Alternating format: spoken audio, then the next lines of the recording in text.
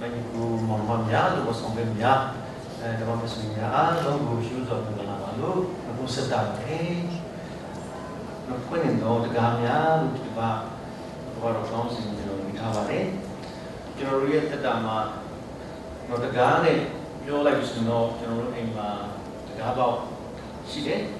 when travel ya great. The Lagan, a lane, a bit of Lagan, the Gaba, so that he didn't, and open one door, no, the Gaba, she did. No, Lulu, they are John Woodland and Woodway, not the Gab, when that we are. The Gab made up the two, we want to let the Guardian made up Pandara, she was eight, two women, Sunday morning, 20, so that the young lady. The Gab of Yoragama, look about the Malimia, Lave, we are the two would need. Not somebody. The girl of Yoragama, the two the girl who Poyari, put down what the Poyari, not to shoot the girl who Jaro, Koyari, Koma Pula, which she was a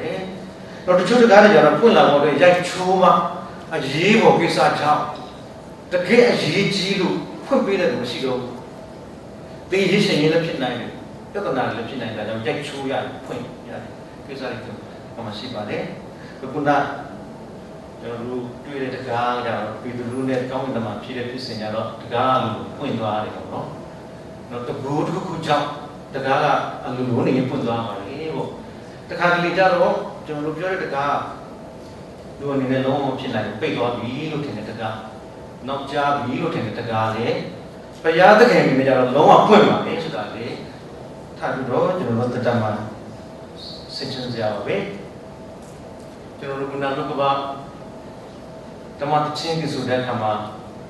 La Lutana, Julu, Julu, Sujari. And Dama,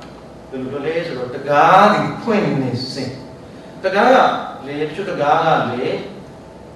Queen in there, a chain of car, Ganta Shiggy. The Gapunaka Bunuya. Not the Gapun is in the body, not Jadon. The Rudim say, Uma, Timus, the Java, the Gap put that away. You say that you will be at the room, Tatuya, Unatu, not war of Pare Kama. Pedro Town Jack Town Emma, the Churo Dogma, original lane, Count that I will look at Udame, Town Emma, she did with Dali, we will not. Tolly the Kamajaro. When woman walk, not a church out being a Sagapio, widow, Cone, Slampio, widow, Tansaga, in a Casandria, Taro, up Jane, neck, water. But Nika thought with a who widow to little school you are. The law teacher, day, baby, widow, tough song, needed Janiga. Through Beluga, you know, let the career, you do the telephone, you do the no time it I proceeded to take young guys or a listen out me out there, on me one. To look Bella told Leono. And send out me down. The guy, Pemon, you are in it. You don't lay that ama, but we are less of a tata made a cigarette started Tinyale. We don't buy it less of second higher. But you know, by canales or I didn't Nikata Priya, that Karai, the year of the Tuga, I think they are second to Guadu Canal, the village was Skin Pakan, so the two are no, you can lie.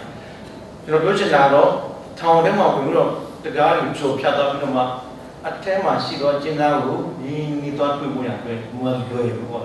that's the same. Put up a days ago, you know. You can need sentences of a veil. But you can need no Piata can end or Tin or the Malay, Piata Mood or the Malay, or the way, not the Gari. When what with the gum, when carry the garden to the gum, not you know, when put on the gum, no when water the gum, General John and the other Piabare. But she was one. No Piata can assign the guy who go out John Canning the ship. Tema. Hachimareo, the Bauja coming to Sashi, a buying a second in the Sanitama, Hachimare, ဒီအရကဘယ်များတော့ကြောင်းမဲ့ွယ်ဖြစ်တယ်နီဖြစ်ဒီတကားဒီအရကချမ်းဟုတ်ဘုရားသခင်ဘုံဗိမာန်ကောင်းကင်တကားဖြစ်ဒီတကားကြောင်းချင်းတို့ရောက်ယေရှု၏ဒါနဲ့ဆိုယာကုပ်ဒီထားပြီးကောင်းအောင်သောကြောက်ယူသည်ဖြင့်မှတ်တိုင်ဖြစ်စေတဲ့ထူထောင်ပြီးကြောက်ခိတ်ဖျားပေါ်၌စီကိုလောင်းလီထိုရကိုလည်းဗေဒလာမဖြစ်မဲ့လီထိုမျိုးဤအမိဟောင်းကဥလန်လူဇခုတတိတော့ဒီမှာယာကုပ်ခရီးသွားတဲ့အခါမှာသူ့ကိုယ်နဲ့ပြဿနာဖြစ်တဲ့အခါမှာခရီးသွားတော့ကျွန်တော်တို့အလုပ်တည်တယ်အလန်းထဲမှာတောထဲမှာလာနေရာတနေရာမှာသူအိပ်ရတဲ့အချိန်တွေမှာသူအိမ်မက်ပြီးပိုင်ကိုမဲ့တယ်ကွာတော့ကောင်းကင်တမန်ကသူ့ရဲ့ကောင်းပေါ်မှာကနေတော့ဒီကတခုပေါ်မှာတယ်လက်ဆင်းလိုက်သူအဲ့လိုမျိုးအိမ်မက်ပြီးပိုင်မြင်တာကိုလည်းကျွန်တော်တို့သိရတယ်သူနိုးလာတဲ့အခါမှာအပိုင်းငယ်ဆက်ခွန်ထဲမှာဆိုရင်သူကရမ်းကြောက်သွားတယ်တော့ဘုရားသခင်သူနဲ့သူရှိတယ်ဆိုတာသူခံစားပြီးတော့ဘုရားသခင်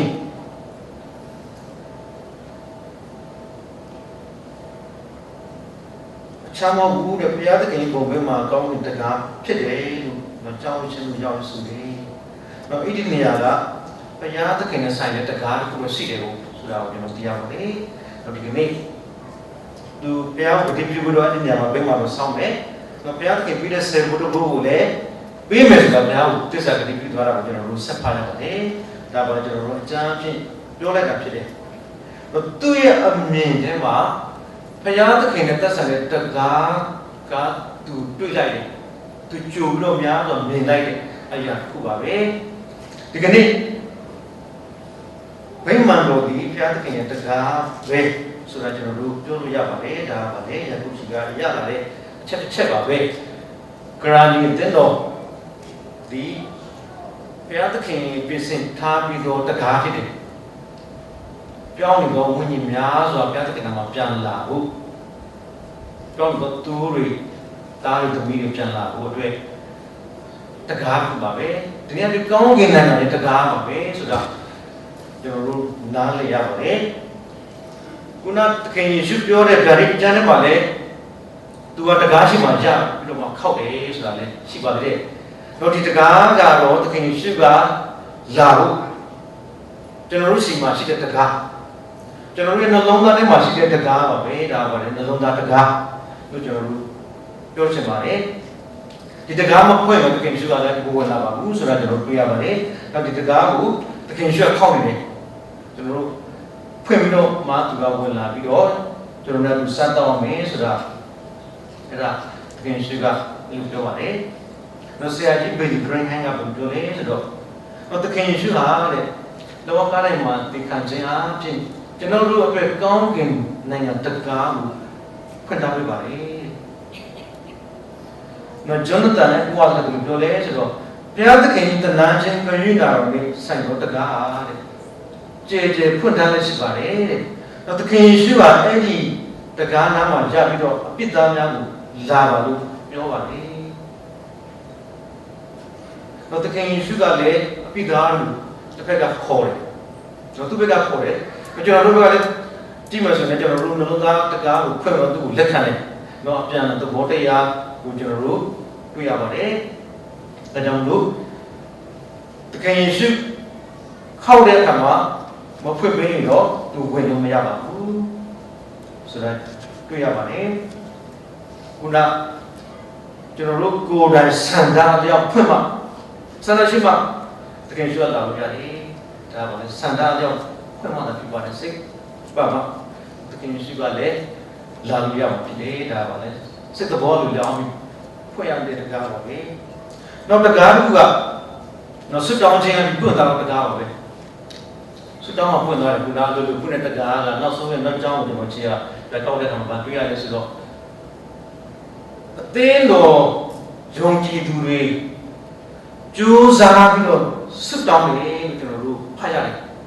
ပေတရုအကျဉ်းတော်ထဲမှာကြားတဲ့အခါမှာယုံကြည်သူတွေကရိုးရိုးဆွတောင်းတာမဟုတ်ဘူးကြိုးစားလို့ဆွတောင်းတယ် ဆိုတော့ကျူးစားပြီးတော့ဆွတောင်းလို့ဆိုတော့ဘယ်လိုပုံစံမျိုးဆွတောင်းလဲဆိုတာတော့ကျွန်တော်နားမလည်ဘူးကျွန်တော်တို့ညတော့ဆွတောင်းခြင်းကိုညတော့လုပ်တယ်တော့ခါတိုင်းလုပ်ပြီးဆိုကျွန်တော်တို့ပြောကြတယ်ကဲဆွတောင်းကြရအောင်ကျွန်တော်တော့အာဗြဟံဆွတောင်းတယ်မတရားနော်ကဲဘယ်သူတော့ဒါနီလာဆွတောင်းတော့ဘုထောက်ပေါ့နော်အဲ့လိုမျိုးတော့တချို့လည်းတောင်းတချို့လည်းမတရားဘူးနော်အာဗြဟံဆွတောင်းဒါဘူးရတဲ့ခါလေးအော်ပြီးတော့ဘုရားကိုပြောတာပေါ့အော်ပြီးတော့ဆွတောင်းတာလည်းရှိတယ်ပေါ့သူခံပြင်းတော့ဆွတောင်းတယ်ဆိုတော့ဘယ်လိုပဲဆွတောင်းတော့ကျမ်းစာကတော့ကျူးစားပြီးတော့ယုံကြည်လူတွေနော်ခရိယာလူနည်းစုတွေဆွတောင်းကြတဲ့အခါမှာနော်တိုးတိတ်ဆွတောင်းပါသေးတယ်သူတို့ဆွတောင်းတဲ့အခါမှာပေတရုအဖြစ်ပြည့်တဲ့နော်ကောင်းကင်တမန်ရဲ့အဖြစ်ပြည့်ကိုကျွန်တော်တို့ကွင်းကွယ်မျက်လုံးထဲမှာမြင်သွားလိုက်ရတယ်ဖြစ်ပြည့်ပုံပေါ့နော်ထောင်တကားဖွင့်သွားတယ်ကျွန်တော်တို့မြင်နိုင်တယ်အဆောင်အကြတွေဘယ်နှထပ်မရှိနေမသိဘူးလမ်းကတော့ပွင့်တယ်သူတို့မသိဘူးနောက်ဆုံးအပြင်ရောက်တဲ့အထိတော့မြို့တကားကလည်းပွင့်သွားတယ်ဒါတော့ဗာလေဆွတောင်းခြင်းအဖြစ်တော့ပွင့်သွားတော့တကားတွေပါပဲမဘုရားသခင်ကမှုတော်အတွက်တော့ဖွင့်လိုက်တဲ့တကားတစ်ခုဖြစ်တယ်ဘုရားသခင်ဒီပေတရုကိုဆက်ပြီးတော့တောင်းဖို့သူ့မှာအကြံရှိလို့မနေ့ပြန်လို့သူ့ကိုထုတ်ပကြတယ်ဆိုတာလည်းကျွန်တော်သိရတယ်သို့တော်လည်းဘုရားသခင်အကြံစီမရှိဘူးတော့သူတွေတကားဖွင့်နေလူအနေနဲ့တော့ကြားပြီးနောက်ကြားမဖြစ်နိုင်ဘူးနောက်ကြားပြီးခဲ့တဲ့တပတ်နှစ်ပတ်လောက်သုံးပတ်လောက်ကိုကျွန်တော်ညကိုပြန်တော့ဗီဇာတစ်ခုပြန်လျှောက်တယ်ဗီဇာတစ်ခုပြန်လျှောက်တော့လိုရတဲ့ဆိုင်ရေးစတဲ့မျိုးပေါ့နော်တော့လည်းတက်တဲ့ကံဆိုတော့အကုန်လုံးပြဿနာတက်မပထမဆုံးပြဿနာတက်လဲဆိုတော့ခေါ်စာပို့လိုက်တဲ့ခေါ်စာကလမ်းမှာပြောင်းသွားတယ်ခေါ်စာပြောင်းသွားတယ်တော့ခေါ်တာတော့ခုနခေါ်တဲ့ခေါ်စာပြောင်းသွားတယ်တေချာဆိုင်ထူးတယ်ဒီမှာပြောတယ်စာရွက်ပြောင်းပြီးလည်းဘယ်လိုလုပ်မသိဘူးမတတ်နိုင်ဘူးလေနော်ဒါအဲ့ဒါလေမသိဘူးတော့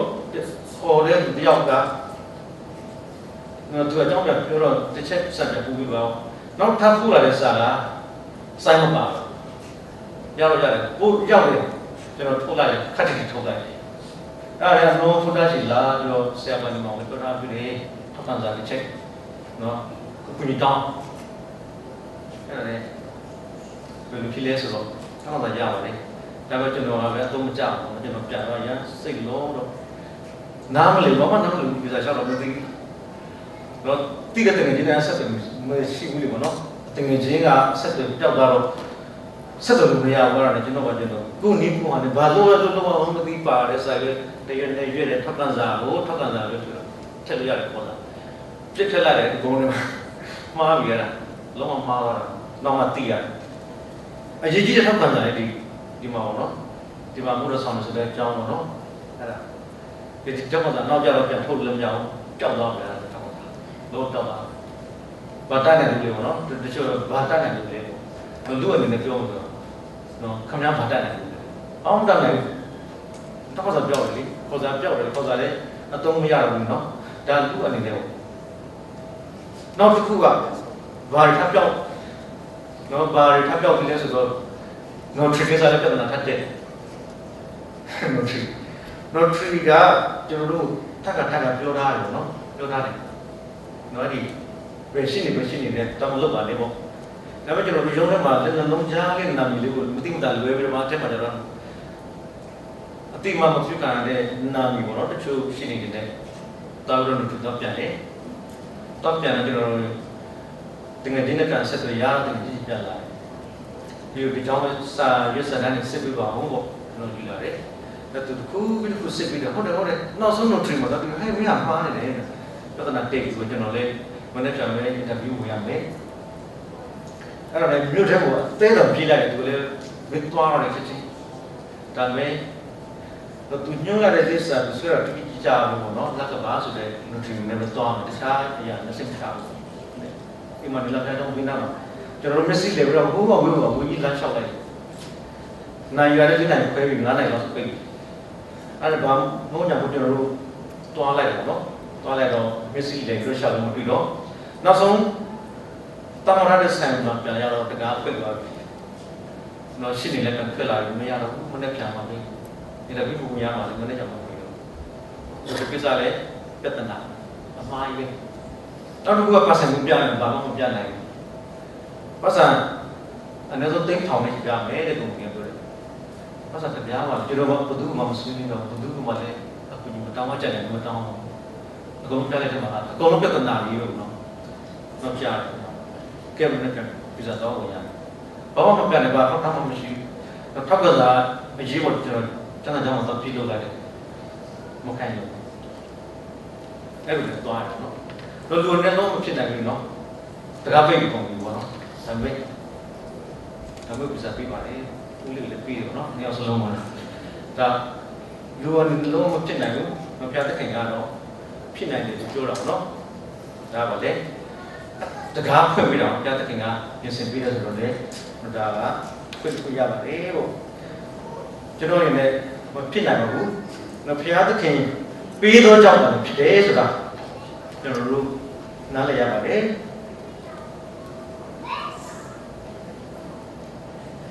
နော်ဂျွန်စီမင်းရဘူးပဲဆိုတော့ကျွန်တော်တို့စစ်တောင်းတော့တာလေဘုရားသခင်တကားကိုဖွင့်လိုက်တာဖြစ်ပြီးတဲ့ကျွန်တော်တို့ဒီပြဿနာနဲ့အခြေအနေအရာတွေမှာဘုရားသခင်ကလာရောက်လှုပ်ဆောင်ခိုင်းတာဖြစ်တယ်တဲ့။နော်သူအဲ့လိုပြောတာဖြစ်ပါတယ်။ဘုရားမန်ကြီးကလည်း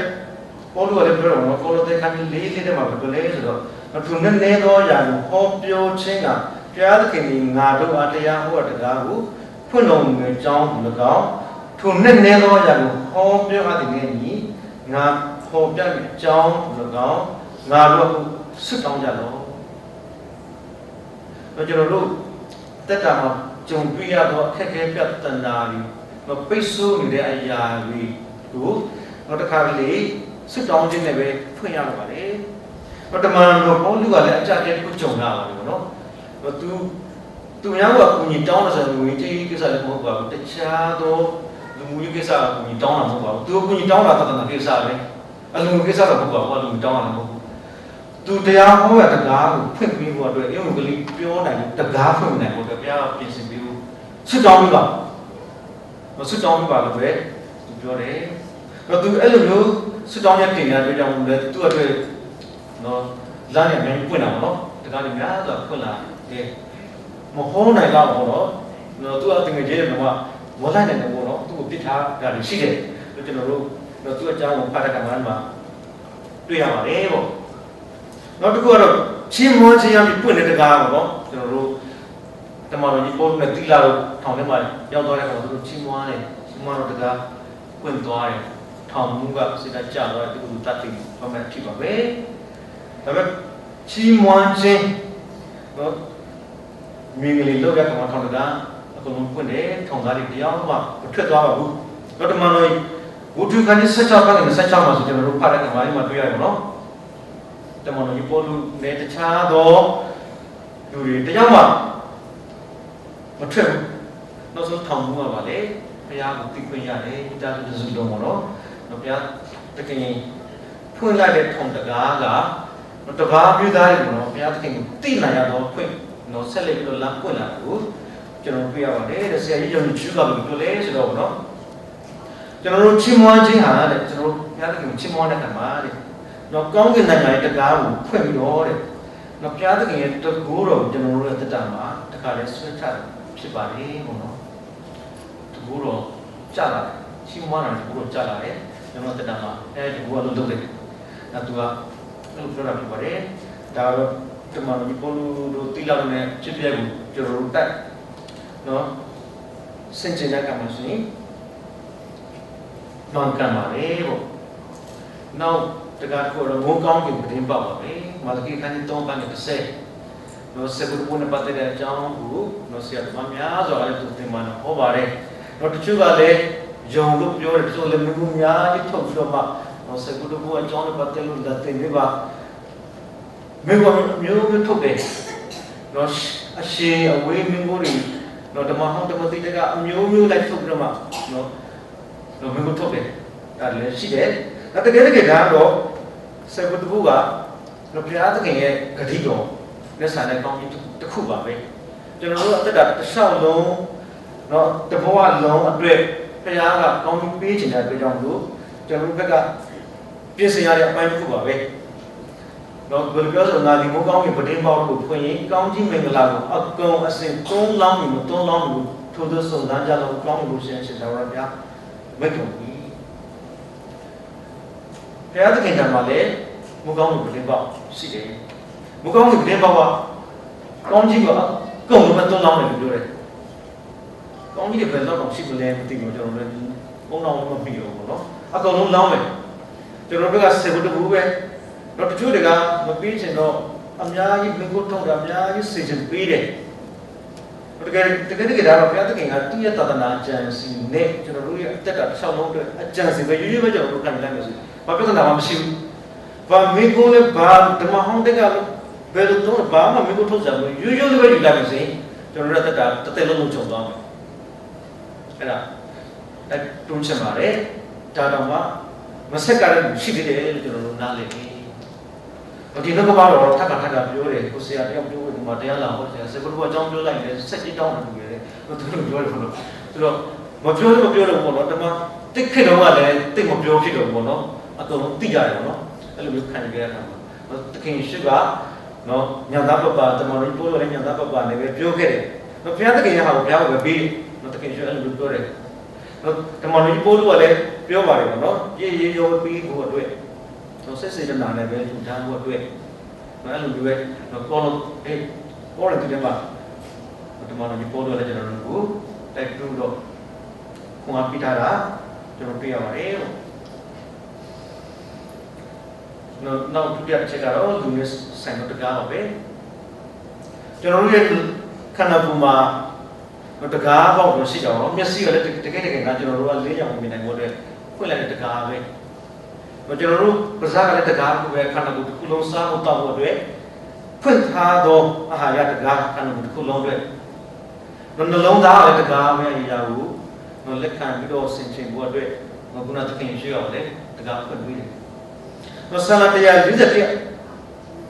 အပိုင်းနဲ့3ထက်မှာဆိုလည်းကျွန်တော်တို့ဖတ်ရအောင်ကျွန်တော်တို့ပဇာကဒီလေဆန္ဒဆရာကတကားကိုတင်လာရတယ်ပေါ့နော်သူပဇာကိုထိုင်းပြီးတော့ထင်တဲ့သိန်းလက်လို့ဆိုပြီးမပြောတာပေါ့တွေ့သူရဲ့နှုတ်တကားကိုစောင့်တယ်ပါလို့ဆန္ဒဆရာကလူစစ်တောင်းတယ်နော်ဆိုတော့ဒီပဇာနေလေခန္ဓာကိုယ်ကလုံခြုံမှုနဲ့ခန္ဓာကိုယ်တစ်ခုလုံးရဲ့အဆုံးပြဘဝရဲ့အဆုံးပြကိုပေးနိုင်တဲ့တကားခုပဲပေါ့နော်ဖွင့်လိုက်ရင်ပြဿနာဖြစ်နိုင်တယ်ပိတ်တဲ့အခါမှာလည်းဘယ်လိုအကျိုးရှိတယ်ဆိုတာတော့ကျွန်တော်တို့အကြောင်းစတိုင်းပြရပါတယ်တော့ရကုတ်ခန်းကြီး9ပတ်နဲ့ခုမှာတဲ့ညီဤကိုတို့စစ်ကြောစီရင်ခြင်းနဲ့ကင်းလွတ်မြေကြောင်းအချင်းကြီးငိတ်ခုံပြစ်တင်ခြင်းကိုမပြစ်ကြနှင့်တရားစီရင်ပိုင်တော်သူတကားနာမှာရှိတော်မူတရားစီရင်ပိုင်တော်တကားနာမှာရှိတော်မူကျွန်တော်တို့ဒီနာမှာဘုရားတကားလာခေါ်တဲ့သခင်ယေရှုကကျွန်တော်တို့နဲ့လက်ပွင့်သားရဖွင့်ခြင်းတယ်တနည်းအားဖြင့်တရားနဲ့စီရင်ပိုင်တယ်ဆိုတော့ထားပြီးတော့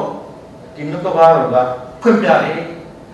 ဆရာကြောင့်ပြောလို့ဆိုကျွန်တော်တို့ရဲ့နှလုံးသားကလည်းလေကြီးနေတယ်လေတခါလေကိစ္စတစ်ခုကိုလွယ်လွယ်နဲ့မလက်ခံဘူးပေါ့နော်လေကြီးကတောင်းမှကြာရင်လေကြီးကမပွင့်ရင်ဘာမှသုံးစားလို့မရဘူးခုံထက်လိုက်လို့ကတင်နိုင်တယ်ပြဿနာတင်နိုင်တယ်ကျွန်တော်တို့နှလုံးသားရဲ့လေကြီးပဲလေကြီးပွင့်မှတည်းလေကြီးကလွတ်လွတ်ပဲလူတွေအကျုပ်ဖြစ်တယ်ကျွန်တော်တို့ပြီးခဲ့တဲ့တစ်ခေါက်မှာကျွန်တော်တင်တော်မှာသဒ္ဒနာကျိုးမှာလည်းပြဿနာရှိတယ်ပြဿနာလည်းဆိုတော့လူမျိုးဆွဲပြဿနာပေါ့နော်တင်တော်တွေကပြဿနာတွေဆိုတော့ကျွန်တော်တို့လည်းသဘောပေါက်အောင်ရှင်းပြပါတယ်သူတို့အဖွဲ့တွေကတရားဥပြုတဲ့အခါမှာမြန်မာတို့ကရအားနေလို့နံပါတ်လေးတဲ့အဖွဲ့တွေရှိတဲ့အတွက်မြန်မာလူမတော်မနဲ့ကင်းလို့ပြုဖို့အခွင့်ပဲဒါပေမဲ့သူတို့ကတစ်ဖက်ဆုံးရောက်တော့ပြောနားမလေးတော့ပါကင်းဆိုပြီးပေါ့နော်ဒီကတစ်ဖက်ဆုံးရောက်မယ်နဲ့တရားရဲ့အမှုတော်တရားရဲ့သာသနာတော်လူမျိုးကြီးနဲ့တော့ရောရှက်တယ်နည်းနည်းတော့သာသနာရှိခဲ့တယ်ဒါပေမဲ့ပြားနဲ့ပဲဆွတောင်းခဲ့ရတော့နော်ပြားနဲ့ပဲဆွတောင်းခဲ့ရတော့သာသနာတွေသူ့အနေထားနဲ့တန်တာနေပြန်ပြီးတော့ပြည်လည်သွားပါတယ်ဆိုတော့ကျွန်တော်တို့တက်တခံရပါတယ်ပေါ့ကျွန်တော်တို့ရှိရောက်တော့ပါတက်တခံလဲဆိုတော့ဒီလာတော့ကျွန်တော်တက်တခံကြတော့ဆွတောင်းရဲ့ကြီးအဖြေကိုတောင်းခုရတာလေပေါ့ကိုရောဘုရားခင်ကကျွန်တော်ကိုခရီးသွားဖို့လမ်းဖွင့်ပေးတယ်နောက်တစ်ခုကတော့ကျွန်တော်တက်တော့သာသနာ့ဘုရားခက်ခဲပြဿနာတွေပြ ပြည်လည်သွားတယ်နောက်ပြီးတော့စိုးရိမ်မှုပါကြတယ်သူကအဲ့ဒီဝုတ်ပြီးတဲ့နေရာပေါ့လက်ထစမဲ့ကဝုတ်ပြီးတဲ့နေရာကနောက်တစ်နှစ်မှာနော်အမမခံပေးချင်တော့မို့တစ်ဖက်ဆုံးရောက်တဲ့လူတွေကအမခံပေးချင်တော့အဲ့ဒါနဲ့ကြားတယ်စစ်ကြောင်းနဲ့အဲ့ဒါစစ်ကြောင်းနောက်ဆုံးနီးနီးနားလူတရားပါကျွန်တော်တို့လည်းပါမဆိုင်ဘူးဟောဒီကိစ္စကဘယ်လိုပြောလို့ရပါလဲပေါ့သူကကုန်တောင်းနေတယ်ဆိုတော့ပြီးသွားရပေါ့နော်ဆိုတော့ဒီဝုတ်ပြီးတဲ့နေရာကိုအေးစစ်ဆက်နားလို့ရတယ်နော်နောက်ပြပြင်ဆင်ထားပြပါတယ်နောက်တစ်ခုကတော့လေကျွန်တော်ကျေးဇူးတော်တင်းတော်ရဲ့ဝုတ်ပြီးတဲ့ဆောင်ပေါ့နော်နောက်ပြထပ်ပြင်ဆင်ထားပြတာပေါ့နော်ကျွန်တော်တို့တတိတည်သွားတယ်ပေါ့နော်တတိတည်သွားတော့ပိတ်သွားတယ်လို့ပြောတာခက်ခဲနေကြုံရတယ်ဆက်တယ်လို့မရဘူးအဲ့ဒါဆွတောင်းတယ်တက်တန်းတော့လို့လာပြီငွေကြေးလို့လာပြီနောက်ဆုံးပြပြင်ဆင်ပေးပါတယ်ကျွန်တော်တို့ကူလာဘောနော်ဆယ်လာဘောအားလို့တော့ကျွန်တော်တင်းတော်ရဲ့နော်ငါပြီးတဲ့တတိနေတော့ရက်တည်ပြီးတယ်တိတ်မကြပြီတော့ပေါ့နော်26ရက်ဒါကြချုံနေတယ်ပါတယ်ပေါ့နော်ဆိုတော့တက်တက်ခံနိုင်တော့ဗျာကလွတ်ဆောင်ပေးလက်ရှိပါတယ်ဟောတသနာအနေနဲ့ဒီဒီပြပါတော့နည်းနည်းတော့များတယ်ပေါ့နော်ဒါပေမဲ့3နှစ်စာပေါ့နော်3နှစ်ကျူပြီးတော့စပေါ်ဆိုတော့နော်လူ9တောင်းတော့ပေးရတယ်နော်အားလုံးပြလိုက်တဲ့အခါမှာဒါပေမဲ့ကျေးဇူးတော်ကြောက်ပါပဲပေါ့နော်ကျွန်တော်တို့ကျေးဇူးတော်ချီးမွမ်းခွင့်ရပါတယ်နော်ဆွတောင်းတရိယာပြပါပေါ့နော်ကျွန်တော်လည်းခီးထွက်ခွင့်ရတော့ဒါပြပြတဲ့စင်ပဲမဆရာဆိုလည်းပြသူထိတော့သူတော့လာမယ်တဲ့လာနေကြရောတော့လာနေပါမလားပေါ့နော်ကျွန်တော်တို့ကြောင်းကျွန်တော်တိုးထဲမှာတကယ်တော့ညစွန်တာတဲ့နေရာကြီးမှာလာနိုင်မလားဒါပဲလာမယ်လို့ပြောတယ်နောက်ဆွတောင်းတရိယာပြပါပေါ့ဒီစဉ်အတွင်းမှာကောင်းကောင်းမွန်မွန်နဲ့တွားရတော့ခွင့်ညတကွာနောက်မျိုးရည်တင်နန်းရှိကြအောင်တော့မလဲအခုမျိုးရည်ဆိုတော့မျိုးတင်နန်းရှိပါတယ်ပြီးတော့အစည်းအဝေးပေါ့နော်သူတို့ရဲ့တဒနာအစည်းအဝေးတွေလည်းတွားရောက်လေ့လာခွင့်ကိုအပြပြစင်ပြီးရတယ်လည်းလုပ်တင်ပါလေပေါ့ဒါလည်းတော့ခွင့်နေတဲ့တကားပါပဲနောက်ဆုံးတစ်ချက်တော့မရဏတကားပါပဲပေါ့တော့တိုးလေးရကျန်ခန်းကြီး16တော့ပတ်ရင်30ထဲမှာဆိုရင်အဲ့ဒီမှာတော့ပွင့်သွားတာပေါ့နော်ကျွန်တော်လည်းပတ်ချင်ပါလေပေါ့နော်တို့လည်းဂျန်ကန်16ပတ်ရင်30တို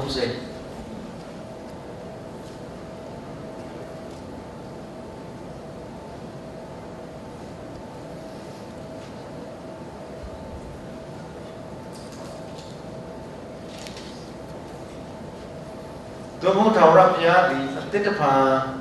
အစင်းတော်မူဒီပြေမြေကြီးပွင့်ရဲ့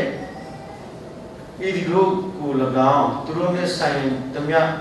ကို၎င်းမြို့၍သူတို့သည်အသက်ရှင်ရဲ့သင်္ဝင်းနိုင်ငံသို့ဆင်းသွားလျှင်ထာဝရဘုရား၌ပြည့်မာကြောင်းကိုသင်တို့သည်သိနာလေကြလိမ့်မည်ပြောဆိုပြီးသည့်အဆုံး၌သူတို့နင်းရမည်ဖြစ်သည်ပွဲ၍မိမိကပင်ကိုဖွင့်ပြီးသူတို့နဲ့သူတို့အိမ်သားများကို၎င်းကောရနဲ့ဆိုင်သမျှသောသူတို့နှင့်သူတို့ဥစ္စာတွေပါလို့၎င်းမျိုးလေ၏ထိုသူတို့သည်ကိုယ်တိုင်မှဆိုင်သမျှသောသူတို့နှင့်တကွအသက်ရှင်ရဲ့သင်္ဝင်းနိုင်ငံသို့ဆင်းသက်၍သူတို့အပေါ်မှာမြင်စစ်ပြန်ပြီးသူတို့ဒီပရိသတ်မှဖေရှင်းခြင်းကိုခံရပြန်၏ဒီမှာကျွန်တော်တို့ဖတ်ရတာတော့ဗာလေမရဏနိုင်ငံတော့ပွင့်သွားတာပေါ့နော်ပွင့်သွားတဲ့ကောင်မြေကြီးကိုမြို့လက်ရှိတဲ့မောရှိကိုပုံကံတော့ဖွက်ပြီးကနေပြီးတော့ဘုရားသခင်အလိုတော်မရှိဘဲနဲ့သူတို့လှုပ်ဆောင်ခြင်းကနောက်ဆုံးပါလေမြေကြီးပွင့်ပြီးတော့မြေကြီးကသူတို့ကိုမြုပ်သွားတယ်ဆိုတာကျွန်တော်ဖတ်ရပါလေအဲ့ဒါဗာလေမရဏနိုင်ငံနဲ့ဆိုင်တဲ့တကားပါပဲကျွန်တော်တို့တထေးကြီးနဲ့လားဆိုတဲ့အကြောင်းကျွန်တော်တို့အားရတဲ့အခါမှာတထေးကြီးအကြောင်းကျွန်တော်ဆင်ခြင်တယ်လောကမှာကောင်းကောင်းမွန်မွန်နေရတယ်စားတောက်ရတယ်ဒါပေမဲ့သူ့မှာအနိစ္စတစ်ခုရှိတာကမရှိစင်းသားတဲ့ပုံမှာပါတယ်မရှိယုံမတနာနှလုံးသားကပိတ်ထားတယ်ပိတ်ထားတဲ့အတွက်ကြောင့်နောက်ဆုံးသူတို့မျိုးတည်တဲ့အခါမှာတထေးကတော့ကောင်းမွန်တဲ့တကားသူ့အတွက်ပိတ်သွားတယ်နော်လားစုကတော့လေကောင်းမွန်တဲ့ဝင်စားပြင်ရတယ်ဆိုတာကျွန်တော်တို့ဖတ်ရပါတယ် ဒါကြောင့်မလို့နော်ဗျာဒိတ်ကျမ်းထဲမှာလည်းကျွန်တော်ဖတ်ရပါတယ်နော်မရဏနိုင်ငံဒီနေ့ငယ်ရဲပြီးနော်ရှိတယ်နော်ဘုရားသခင်ကိုမယုံကြည်တော့သူတွေနော်မယုံကြည်တော့သူတွေမဝင်ရပါဘူးနော်မတရားသောမှုထုံပြတော်သူနော်စာရှိတဲ့ဖြစ်မှာနော်ဗျာဒိတ်ကျမ်းခန်းကြီး21နဲ့20မှာအဲ့ဒီမှာနှစ်ချက်ထပ်တွေ့ရပါတယ်ဒုတိယသင်ခြင်းကိုကျွန်တော်မယ်လို့အဲ့ဒီမှာကျွန်တော်တို့ကတိလင်းဖတ်ရပါတယ်မရဏနိုင်ငံဆိုတာတကယ်ပဲရှိပါတယ်ငရဲပြီဆိုတာတကယ်ပဲရှိပါတယ်သူတို့သမီး10ယောက်အကြောင်းကိုကျွန်တော်တို့ဖတ်ရတာမှာဒီသူတို့သမီး9ယောက်ကတော့ပြင်ဆင်ထားတယ်စီပြင်ဆင်ထားတယ်သူတို့သားလာတဲ့ကမှာစင်သေးပဲကျန်တဲ့9ယောက်ကမပြင်ဆင်ဘူးနောက်ဆုံးပါလေတကားသူ့အချိန်ပဲဟိုမှာပဲဖွင့်တော့နောက်ဆုံးသူတို့နောက်ကျသွားတယ်တကားပိတ်သွားတယ်ဆိုတော့ခုနကျွန်တော်ဆိုတဲ့ဓမ္မတစ်ချက်ထဲမှာတကားကဖွင့်နေတဲ့အချိန်မှာမရှိတယ်ဘုရားသခင်နဲ့ဆိုင်တဲ့တကားရဲ့သူ့အချိန်ကာလရှိတယ်ဟေရှာယခန်းကြီး55ပိုင်းနဲ့6ခုမှာတွင်းနိုင်ဒီကာလနဲ့တောင်းရဘုရားကိုရှာကြတော့ဒီကနေ့ဘုရားသခင်ကိုရှာပြီးတော့မြင်စားနေတဲ့သူတွေရှိတယ်ဒီထဲမှာအချိန်မတောင်းသေးပါဘူးဒီမှာရှိတဲ့ဒီကိုလေးတော့တကယ်ရှိရတဲ့နှလုံးသားတကားကိုခေါင်းနေတယ်ခေါင်းတာကြာနေပါပြီအချိန်မတောင်းသေးပါဘူးဒါပေမဲ့ဒီတကားကလည်းအချိန်တော့ကတ်တာရှိတယ်တို့ကြမပြင်းစင်တဲ့သူတို့သမီး9ယောက်ဖြစ်မယ်တကားပိတ်ပြီးတော့ကြာအဲ့လိုဖြစ်စေချင်ပါဘူးတော့ဘုရားသခင်ပြင်ဆင်ပေးတဲ့ကောင်းတဲ့နိုင်ငံတကားဘုရားကျွန်တော်တို့ရောင်းစတိုင်းတော့အိမ်မှာဝင်စားဝင်ကြတယ်ယောဂခန်းကြီး30ထဲမှာဆိုတော့ပြန်ဖတ်မယ်ဆိုရင်ဒီမှာသူတွေအကြောင်းတော့သခင်ယေရှုကသူ့ကိုယ်တိုင်သူကတကားပဲဒီကနေ့ဘယ်မှာတော့မှာကြောက်တော့သူရောင်းစတိုင်းမယုံကြည်သူဖြစ်မယ်တော့တနည်းအားဖြင့်တော့သခင်ယေရှုရဲ့သူ့တွေဖြစ်မယ်သခင်ယေရှုကိုယုံကြည်တော့သူလက်ခံတော့သူရောင်းစတိုင်းတော့သခင်ယေရှုအဖြစ်တကားကိုဖွင့်ရတယ်သူ့ခြံထဲမှာဖွင့်ရတယ်ယုံကြည်တော့သူမှသာလေသူ့ခြံထဲမှာဖွင့်ရတယ်ဒီတိုးတွေကဝင်ထွက်သွားလာခွင့်ရတယ်ပြီးတော့တခင်ယေရှုနဲ့ဆိုင်တော့တခင်ယေရှုအားဖြင့်အဲ့ဒီတကားကိုဝင်တဲ့အတွက်ကြောင့်သူတို့ကလုံခြုံမှုကိုကြပါတယ်လို့ကျွန်တော်တို့အဲ့ဒီမှာဖတ်ရပါတယ်တို့ဒါကြောင့်လို့တခင်ယေရှုဒီဟူသောတကားမဝင်ပဲနဲ့ကျွန်တော်တို့ဘုရားသခင်ရဲ့ဘက်မှာဝင်ထွေးလာတာလေဒါပါလေသူ့ကြတဲ့မှာမရှိသေးပါဘူးဒီကနေ့သူ့ကြတဲ့မှာရှိဖို့ရည်ကြီးတယ်နော်တခင်ရဲ့စကားကိုနားထောင်တော့သူအနေနဲ့နော်တခင်ရှိရပြောတော့သူတို့ကသူနောက်လိုက်တယ်သူစကားကိုနားထောင်တယ်နော်ဒါသူနော်ရောတ်ဆက်တယ်မှာသူထပ်ပြောတယ်ဒီသူရဲ့သူတွေကသူအပြင်ဝင်တယ်တခင်ရှိကိုယုံကြည်ပြီးတော့မှသူ့ channel ကိုဝင်တယ်အရန်တိကျစကားနားထောင်တယ်သူအပြင်ဝင်ထွက်တယ်သူတို့လည်းတောင်းနေတယ်သိတယ်ဆိုတော့ကျွန်တော်တို့ကတိကျပြရပါလေအဲဒီကနေ့ညမှာတော့ခွန်တရားဆိုတကားများလို့ကျွန်တော်ပြောရတဲ့အခါမှာသခင်ယေရှုဘက်ကလည်းတကားခောက်တယ်ကျွန်တော်တို့အသက်တာမှာလည်းတစ်ခါလေယူတီးတဲ့ဟာတွေလည်းရှိပါတယ်ဒီကနေ့ဒီအချိန်မှာကျွန်တော်တို့နှလုံးသားတကားကိုဖွင့်ပြီးတော့ကျွန်တော်တို့အသက်တာမှာပြောင်းလဲမှုတွေကိုလက်ခံဖို့ဘုရားသခင်ကအဲ့လိုရှိပါတယ်နှလုံးသားတကားကိုဖွင့်ပြီးတော့ကျွန်တော်တို့အသက်တာကိုတာပြီးပြောင်းလဲဖို့ဘုရားသခင်ကိုအခွင့်ပေးပါကျွန်တော်တို့စွတ်တောင်းခြင်းအားဖြင့်ဘုရားသခင်ရဲ့သာသနာတော်ကျေပြန့်ဖို့အတွက်ဥပက္ခလိများစွာကိုလူတွေဟောနိုင်ဖို့အတွက်တကားများစွာပွင့်လာဖို့အတွက်ဆွတ်တောင်းတော့ချိန်ကြပါပြီလူများစွာဝိညာဉ်ကြည်သိမ်းဖို့အတွက်များစွာဒီဆွတ်တောင်းခြင်းကလွတ်ဆောင်နေပါလေဘုရားရဲ့ဝိမဲ့တဲ့အတွက်ကြောင့်လို့ဒီလိုများစွာဆွတ်တောင်းပြီးတော့